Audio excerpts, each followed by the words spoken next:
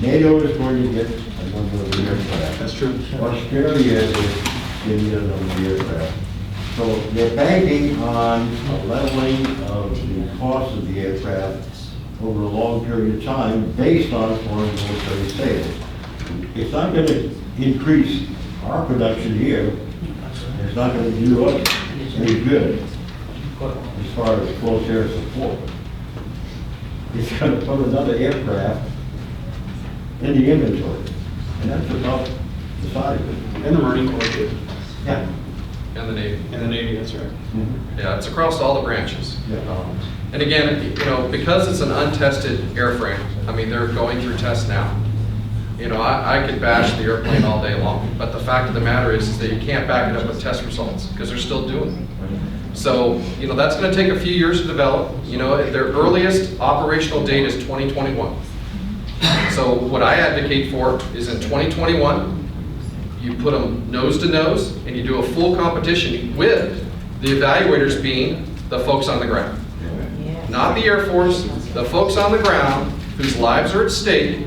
They are the ones, they are the only votes that matter, not the rest of them. Right. It wasn't but a few years ago that before we went into the new command structure, the Tactical Air Command needed a sound mission to keep going as they were. And their sound mission was to support the ground troops, the close air support aircraft. And that's where the A-10 came on board. Well, the A-10, you know, Vietnam, the Air Force in the close air support role performed initially anyways terribly. And like I said at the other town hall meeting is they had to pull Navy A-1s out of the boneyard and refurbish those and send those over to Vietnam as fast as possible to try to salvage that capability before the war was over. And thankfully, Congress, when that war was over, said, enough is enough. You guys have not done this right for many, many years. So they are the ones who mandated that the A-10 be formed on the lessons learned from Vietnam. And the design, from, like I said, from top to bottom, was based on those Vietnam lessons learned. Well, absolutely. I had the opportunity to fly that forward over there. We would take off with a full load of ordnance, go immediately to the tankers. Then we'd have 15 minutes on target to support troops, and then get back on the ground. Right. And I'll tell you what, I wouldn't get as close to those troops delivering ordnance as you would with the A-10. It was that much better. That's right.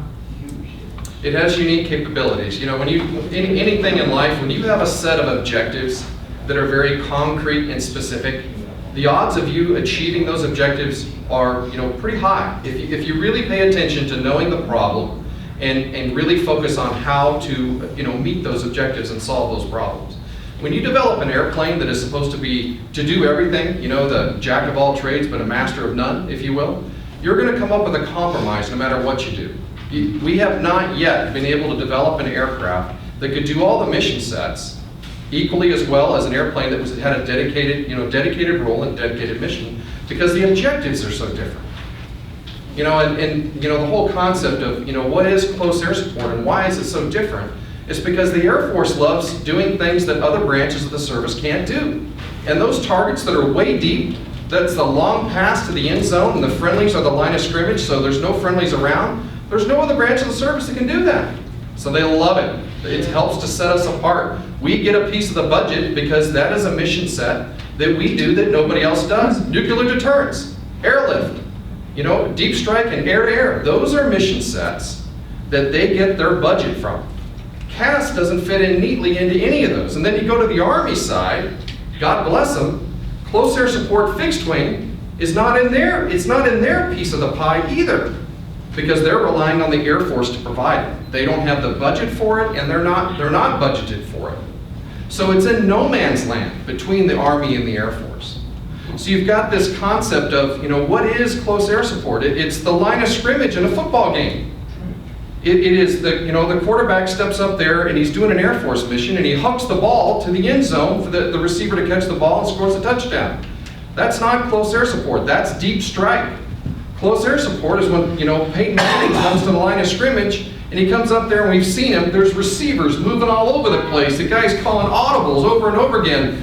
quarterbacks and linebackers are moving in and out of the box. There's constant movement. So what Peyton Manning is doing is he's saying, this is going on, I need to shift this guy over here to take care of that, and so forth. And that's exactly what the Army's doing. The Army is doing, hey, there's an enemy concentration here, we need to hit them here, let's attack over here, let's put artillery over here. So it's a fast-moving, event-driven fight that changes every second. Like Master Sergeant Eric Brandenburg said today, or yesterday, in front of a SAS press hearing, he said, seconds are minutes and minutes are hours when you're on the ground and getting shot at. So it is time critical that you audible or make those changes to counteract and overwhelm the enemy. And that's what close air support is, using aircraft to destroy the enemy in close proximity to our own sons and daughters. That's what it is. And it's different from anything else the Air Force does. Mr. Wooten, I'm sorry.